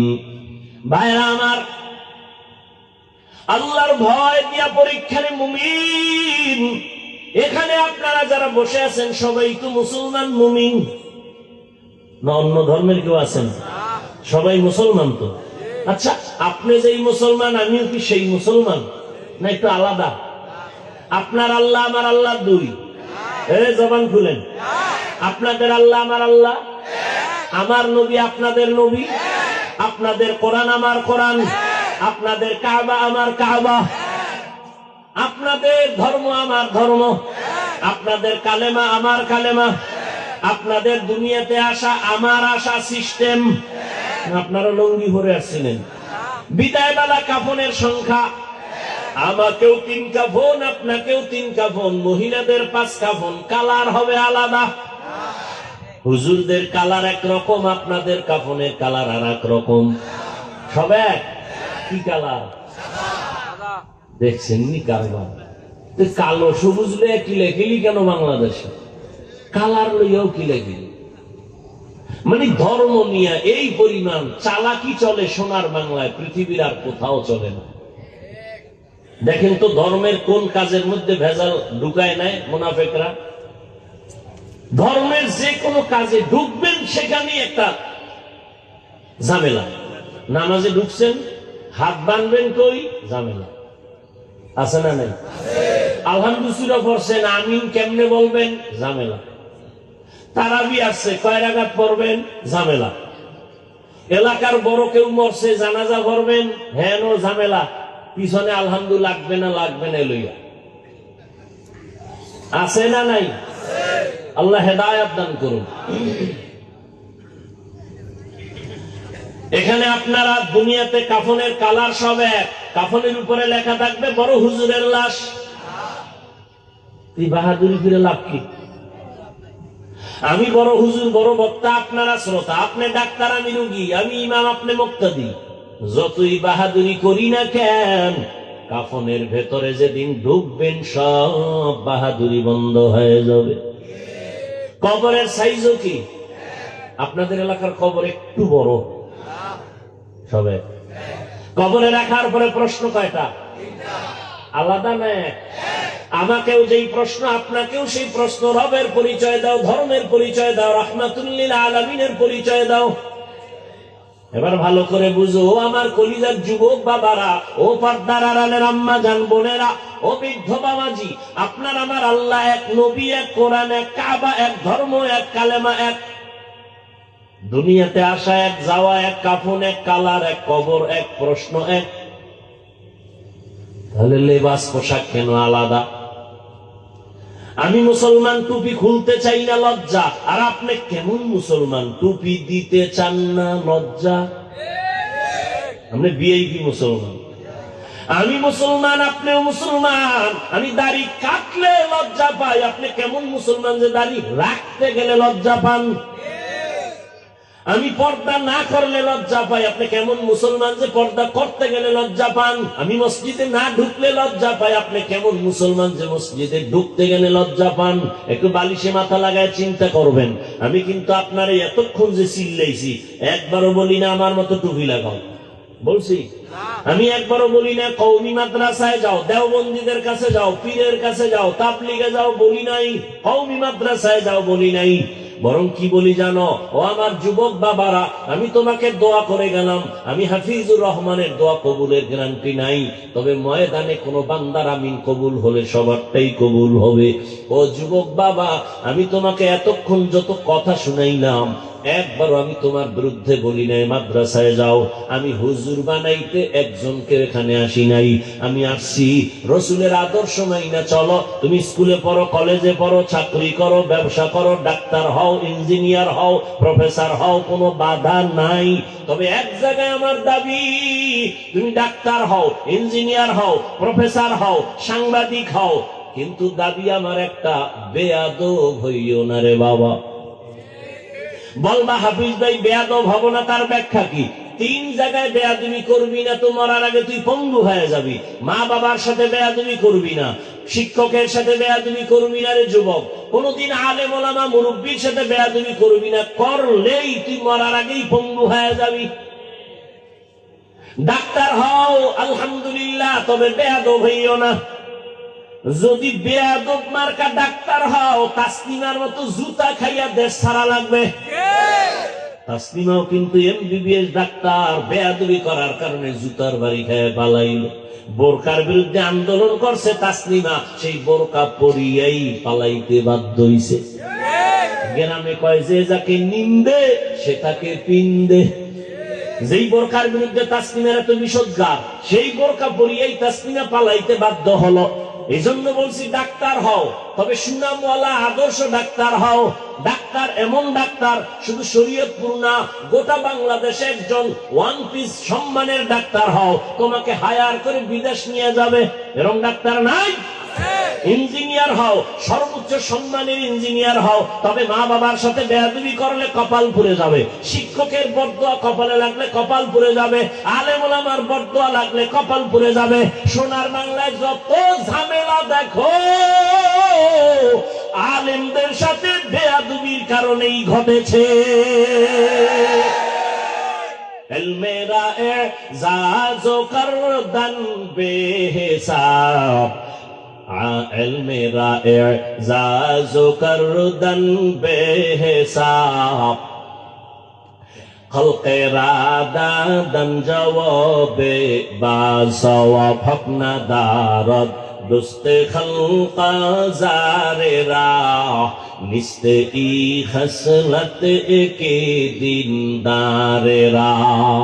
তুমি একজন আর্মি হও, বিডিআর হও, পুলিশ হও, তুমি একজন ওসি হও, ডিসি হও, এসপি হও, বেয়াদব হইও না। মা বাবা যেন তোমার ব্যবহারে কোনোদিন কষ্ট না পায়, তোমার আচরণে শিক্ষক যেন কষ্ট না পায়, তোমার আচরণে কোনোদিন ওলামায়ে কেরাম মুরব্বীরা কষ্ট না পায়। কষ্ট পাওয়াটাই বরদোয়া, হাত উঁচু করে বরদোয়া করা লাগে না। কষ্ট পায় যদি নিঃশ্বাস ফেলে, আহ তোর কপালে এটা অভিশাপ। রাস্তায় চলতে গিয়ে বহু পাগল দেখছি, শিক্ষিত পাগল, ইংলিশে কথা কয়, আরবিতে কথা কয়। আরে পাগল হয়ে কি আবার আলাদা ইংলিশে কোচিং করেনি? খুব হিসাব করে বের করলাম এটা পাগল হইল কেন, চিন্তা করে বের করলাম না এটা পাগল হয় ইংলিশ শিখে নাই। স্কুল কলেজের ভালো ছাত্র ছিল, বেয়াদবি করার কারণে পাগল হয়ে গেছে। বেয়াদবি বড় কঠিন। ও যুবক বাবা, এবার একটু বাস্তবে তোমারে ধরায় দেই। তুমি বলবা হাফিজ ভাই মা বাবার খেদমত আলেম ওলামার দোয়া নিয়ে চলবে, এটা কেমনে সম্ভব? একটু ডানে বামে তাকায় চোখ বন্ধ করে একটু হিসাব করে আমাকে বিবেক দিয়া সঠিক জবাবটা দাও, মানো আর না মানো। বলো যুবক বাবারা, তোমার মতো যুবক স্কুলে পড়ে, কলেজে পড়ে, চাকরি করে, 5 বেলার নামাজ পড়ে, সত্য বলো আসেনি? আল্লাহ তোমাকে বিবেক দিছে, বলো তুমি কেন পারো না? তোমার মতো যুবক র্যাব, আর্মি, পুলিশ, বিডিআর এর চাকরি করে, 5 ওয়াক্ত নামাজ পড়ে নাই, বলো তুমি কেন পারো না? তোমার মতো যুবক রাস্তায় গাড়ি চালায়, 5 ওয়াক্ত নামাজ পড়ে, বলো তুমি কেন পারো না?